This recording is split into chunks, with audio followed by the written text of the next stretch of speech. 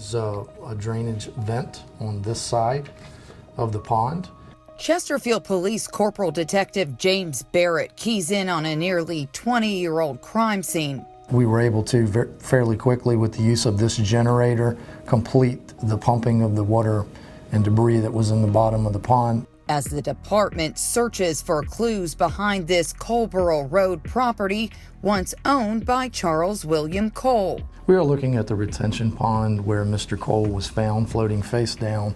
The 79-year-old retired Army medic and Purple Heart recipient would be found lifeless July 7th, 2003, in the pond where he loved to fish and lounge. It really was a very brutal murder.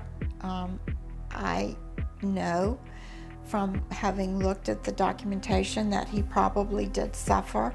That makes me sad, and that makes me even more determined to get to the bottom of it. For years, Bonnie Cole Willis has been determined to get to the bottom of what happened to her beloved father, who she considered her best friend. What I found was shocking. As CBS 6 first reported, her quest for answers started with a Freedom of Information request for her father's investigative records in 2018. The smoking gun was a body diagram.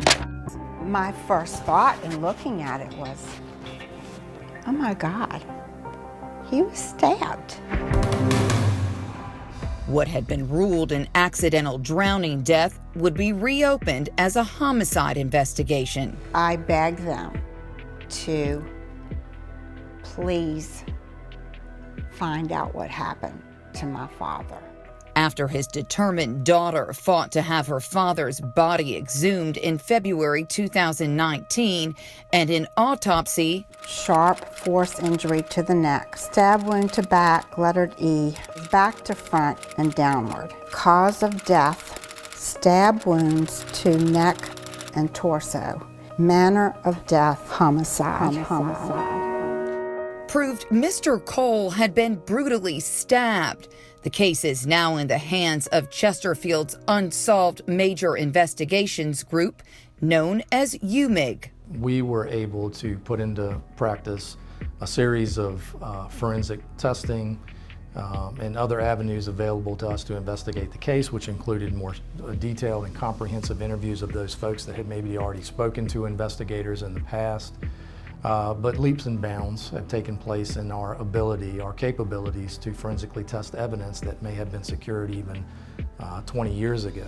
Which brings this specialized team back. His body was found right in this area here, To where police started this investigation nearly 20 years ago.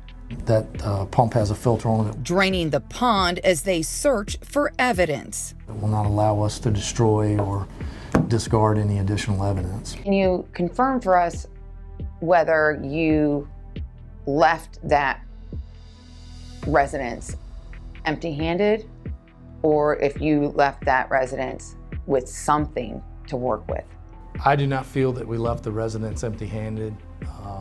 I can't speak to the specifics of any items collected at the time of that search, but we as the police department do not feel that that was an unfruitful endeavor.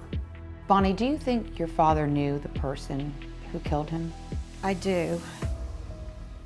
There is an individual who was arrested for a very similar murder later in 2003, and that individual knew the woman that he murdered in December of 2003, and he also knew my father. In fact, he was the boyfriend of one of my dad's nieces. So he did know my dad and had been on the property before. That man, who CBS 6 is not identifying, is serving a life sentence for the brutal stabbing death of an elderly woman 5 months after Cole's murder in Newport News. Well, it is public knowledge that certain individuals around that time frame were investigated and not necessarily in this jurisdiction, but that were investigated, and that information is known by the police and is factored into our investigation. An investigation that police say, with the help of advancements in science, could lead them back to who may have stepped foot behind this Coleborough Road property that fateful July 2003 day and took the life of this beloved father days before his 80th birthday. That the clock is ticking.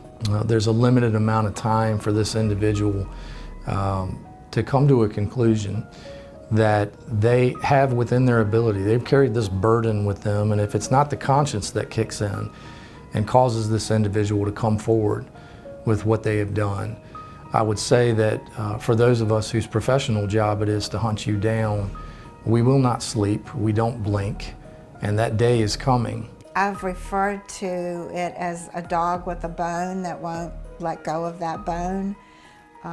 I'm determined, and if it's the last thing that I do on this earth, I am going to get justice for my father. Chesterfield Police say they too believe Mr. Cole knew the person or persons who killed him, and that this was not a chance encounter.